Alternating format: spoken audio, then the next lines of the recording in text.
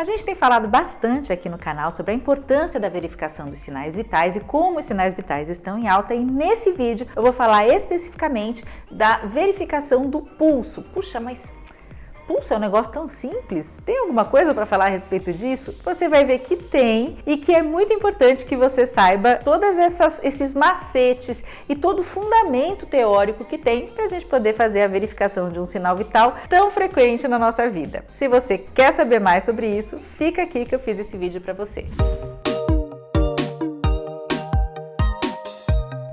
Olá, prazer, o meu nome é Mari Libório, eu sou enfermeira concursada, sou professora universitária e esse aqui é um canal para você que busca se tornar referência na nossa profissão. E aí, vestiu o jaleco? Então agora vamos fazer a diferença. Primeiro, vamos à definição desse sinal vital tão importante. O pulso, ele é a delimitação palpável da frequência cardíaca em alguma artéria do nosso corpo. A cada contração ventricular, o sangue que entra na aorta causa uma distensão na parede desses grandes vasos e isso cria uma onda de pulso que viaja pelas demais artérias do corpo.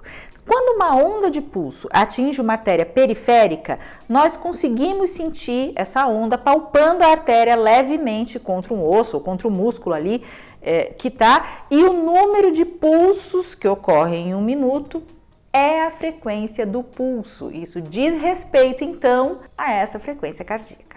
Você pode usar qualquer artéria para fazer a verificação do pulso, mas com certeza você vai usar com maior frequência a artéria radial, essa aqui, porque é muito mais fácil. Mas se a condição clínica do paciente deteriora, principalmente muito rapidamente, não adianta a gente verificar essa aqui, a gente tem que verificar o pulso carotídeo. Então, mesmo que com maior frequência a gente utilize a artéria radial, você também tem que ter habilidade para localizar o pulso carotídeo e para poder verificar o pulso por essa artéria quando a situação do teu paciente exigir. Mas assim, uma coisa importante, não é necessário que você palpe outros locais do corpo em situações normais de rotina. Você vai fazer a verificação do pulso, na grande maioria das vezes, por essa artéria aqui. Então, treine aqui, que é aqui que você vai usar. Uma coisa importante da parte prática da verificação do pulso. A gente sempre vai verificar o pulso com a ponta desses dois, ou às vezes dos 3 dedos, mas normalmente a gente utiliza os 2 dedos aqui, o dedo médio e o dedo indicador, para a gente fazer a verificação do pulso. A gente vai usar a ponta dos nossos dedos. A gente nunca vai usar a ponta do nosso polegar. Por quê? Porque a gente tem uma artéria que passa por aqui e aí a gente pode sentir a nossa pulsação e contar a nossa pulsação e não a pulsação do paciente. Então, a técnica correta é que você vai usar esses seus 2 dedos aqui na artéria radial, você pressiona levemente até a pressão que for necessária, até você sentir essa onda do pulso que a gente conversou. E quando que a gente usa o estetoscópio? Não, peraí, mas usa o estetoscópio para verificar o pulso? Usa! A gente usa o estetoscópio quando a gente quer verificar o pulso apical. Já ouviu falar? Primeiro vamos ver aqui a anatomia de um estetoscópio. Vou deixar um estetoscópio aqui na tela e a gente vai conhecer o estetoscópio, como é o nome de cada uma dessas partes anatômicas desse dispositivo que a gente utiliza tanto na assistência. Então a gente tem 5 partes principais aqui no estetoscópio, que são as olivas, que são as pontinhas do estetoscópio que a gente introduz aqui no nosso conduto auditivo, e essas olivas elas podem ser feitas de variados materiais. Então, dependendo da qualidade do estetoscópio, a gente vai ter olivas diferentes. Então, a gente tem olivas que são muito confortáveis, que são de silicone, bem flexível, que se molda bem. Tem estetoscópios que vêm até com olivas de diferentes tamanhos para que você possa trocar. Eu mesmo sou uma pessoa que tenho a orelha muito pequena e meu conduto auditivo também não é um conduto auditivo muito grande, muito largo. Eu tenho dificuldade às vezes de pôr fone de ouvido, alguma coisa assim daqueles que você coloca no ouvido. E o estetoscópio também é uma outra coisa que, se não for um estetoscópio confortável para mim, eu não consigo usar por muito tempo. Eu tenho o meu próprio estetoscópio que eu uso. Eu vou fazer um vídeo sobre o que você precisa saber para escolher o seu estetoscópio. Se você quiser investir num estetoscópio muito bom e você tem condição, eu vou te dizer o que é um estetoscópio muito bom e vou te dizer o que é um estetoscópio que vai te atender na maioria das vezes enquanto profissional. Então, as olivas são essa estrutura aí do estetoscópio que vai ficar em contato com o nosso ouvido. Aí depois a gente tem os binauriculares ou as hastes, né, que são essa parte de metal, essa parte metálica, né, que é de alumínio na maioria das vezes. e que vai sair aqui onde a oliva vai ficar conectada. A gente tem uma barra reguladora de tensão que fica ali entre essas duas hastes. A gente tem ainda um tubo plástico ou um tubo de borracha, que é por onde esse som vai ser conduzido. A gente tem a campânula, né, ou o diafragma, ou ambos no mesmo estetoscópio. Eu vou explicar qual é a diferença entre quando que a gente usa um, quando que a gente usa o outro. A gente tem estetoscópio que tem os dois, a gente tem estetoscópio que tem apenas um, a gente tem estetoscópio adulto e a gente tem estetoscópio pediátrico e a gente tem uma modalidade de estetoscópio que se identifica como um estetoscópio tanto adulto quanto pediátrico. Então ele tem 2 diafragmas, ele tem um que é adulto e do outro lado ele tem um que é pediátrico. Então a gente tem vários tipos de estetoscópio. Agora assim, só para título de curiosidade, me conta aqui, quando você comprou o seu estetoscópio, o que você quis investir? Se você já quis começar logo nas cabeças com o estetoscópio campeão que vai te acompanhar para o resto da vida, ou se você começou comprando aquele kit de estetoscópio que geralmente vem junto com o aparelho de pressão, né, com o esfigmomanômetro, que é um estetoscópio mais simples, mas que também te atende para fazer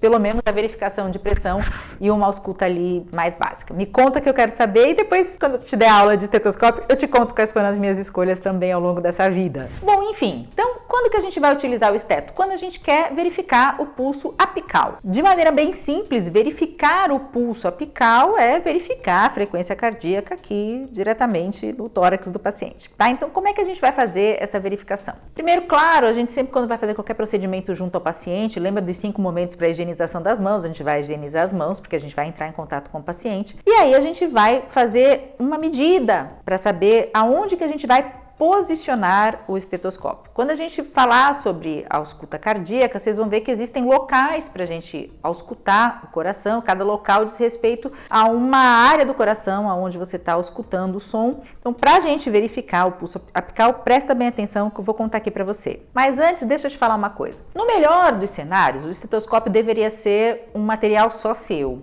tá? Porque ele é um material que vai dentro do seu ouvido, né? Então deveria ser o seu material de bolso que você vai usar o seu próprio estetoscópio.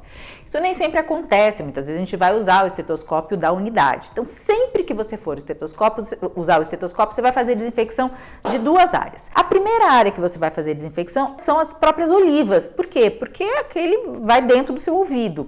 E você vai ver que às vezes você faz a desinfecção da oliva e sai cera, né, de ouvido. Por quê? Porque é um negócio que fica lá dentro. Então você vai fazer isso porque você vai colocar no seu conduto auditivo. E a outra parte que você vai fazer a desinfecção é do diafragma ou da campânula, dependendo do que você for usar. Por quê? Porque aquilo é o que vai entrar em contato com o paciente. Lembrando que se você tem um paciente que está em isolamento, né, em precaução por contato, por exemplo, por um micro-organismo multiresistente ou por alguma patologia que exige precaução por contato, aquele estetoscópio vai ficar só disponível para o paciente. Ele não vai rodar por outros quartos, né, na mesma enfermaria. Tá? Então vamos ver a imagem aqui que a gente tem. Então, primeira coisa, a gente vai sentir a costela localizando a clavícula do paciente. Então, olha aqui na foto. Primeiro você procura a clavícula, ela vai ser sentida aqui na parte superior da caixa torácica.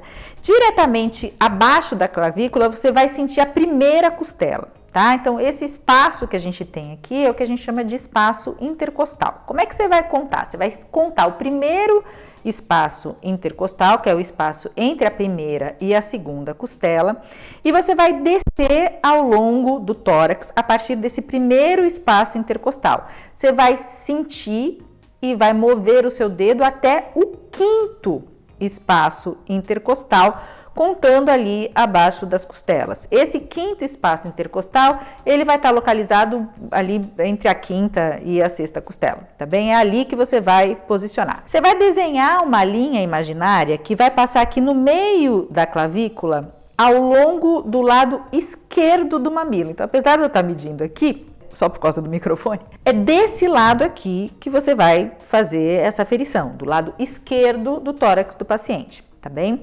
Então, você vai posicionar ali o estetoscópio nessa região, nessa linha que a gente chama de linha hemiclavicular. E o pulso apical, ele vai poder ser sentido e ele vai poder ser auscultado nessa intersecção entre o 5º espaço intercostal e ali na linha hemiclavicular. Quando você coloca o estetoscópio aqui, você vai auscultar e vai contar esta frequência cardíaca por 1 minuto. Uma coisa, nessa verificação do pulso apical, você vai verificar não só a frequência do pulso apical, você vai verificar também a qualidade desse som, você vai verificar o ritmo desse som, se você tem um batimento que é rítmico, se você tem uma arritmia ali instalada, e tudo isso você vai relatar na sua anotação de enfermagem, na verificação de sinais vitais. E você chegou até aqui, não vai embora, aproveita, se inscreve no canal, por favor, ativa o sininho, fico feliz, quero saber se você está curtindo aí o conteúdo que eu tenho feito para você, e aproveita, compartilha esse vídeo aí, manda para os seus amigos, né, para os seus colegas de profissão, que toda semana eu trago um vídeo novo, sempre com conteúdo bem legal e bem atualizado para vocês. Bom, antes da gente terminar, eu quero deixar aqui na tela o que é considerado normal em termos de frequência, para a gente poder entender e distinguir aquilo que está alterado. Então, a frequência cardíaca, ela tem parâmetros que são estabelecidos com base na idade dos pacientes. Então, os bebês, por exemplo, os lactentes, a criança que começa a andar, tem uma frequência cardíaca maior do que o paciente adulto. Então, é importante que você saiba esse intervalo de normalidade ali da frequência cardíaca para quando você for fazer uma anotação de enfermagem, você poder atribuir ali a frequência cardíaca de acordo com a faixa etária, como estando normal ou estando alterada. Então, vamos ver aqui essa tabelinha que eu tenho. Então, num bebê, a gente tem a frequência cardíaca normal entre 120 e 160 batimentos por minuto.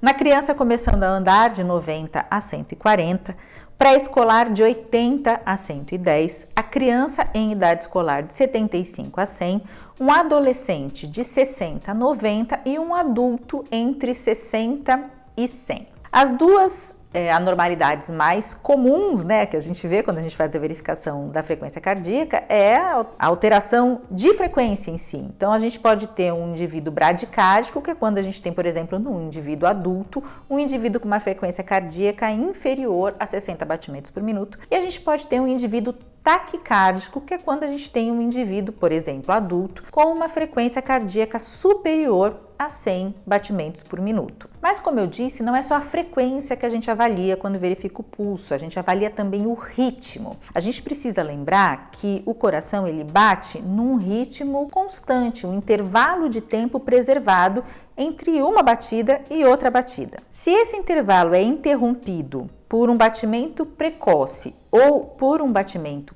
tardio, a gente tem aquilo que se configura uma arritmia cardíaca e a gente consegue perceber isso fazendo a ausculta. Na verdade, a gente também consegue perceber isso fazendo verificação do pulso periférico na artéria radial, por exemplo. Um outro parâmetro também que a gente consegue avaliar é a força e a amplitude do pulso. E isso diz respeito ao volume de sangue que é ejetado contra a artéria a cada contração cardíaca. Então, também é um parâmetro bastante importante para a gente avaliar. Normalmente, a força da pulsação, ela permanece a mesma durante todo o batimento cardíaco, né? Então, quando você conta 1 minuto, não é para que você tenha variações ali na força. E por fim, a verificação do pulso, ela tem total relação com a saúde cardiovascular, com o estado de saúde, de equilíbrio cardiovascular daquele paciente. Então, ela precisa ser feita com muito cuidado, com muita responsabilidade, ela precisa ser feita com seriedade. Ela é um sinal vital muito importante. Então, a gente precisa avaliar o paciente de maneira muito criteriosa no que diz respeito à verificação do pulso. Por quê? As bradicardias, as taquicardias ou as arritmias, elas são alterações que estão presentes, inclusive, em muitos dos nossos diagnósticos de enfermagem. Então, é algo que a gente precisa observar. Então, se você gostou desse vídeo, deixa um comentário para mim, que eu quero saber. Um beijo e até o próximo vídeo.